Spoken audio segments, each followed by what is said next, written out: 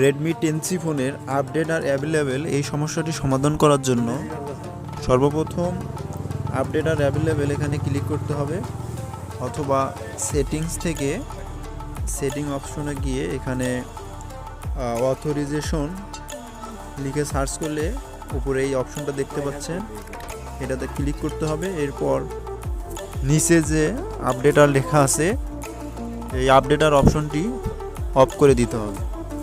এই অপশনটি অফ করে দিলেই আর আপডেট আর অ্যাভেলেবেল এই লেখাটি নোটিফিকেশনে আসবে না, আর সমস্যাটি হবে না। তো আশা করি ভিডিওটি বুঝতে পেরেছেন। ভিডিওটি ভালো লাগলে অবশ্যই ভিডিওতে একটা লাইক দিবেন এবং চ্যানেলটি সাবস্ক্রাইব করবেন।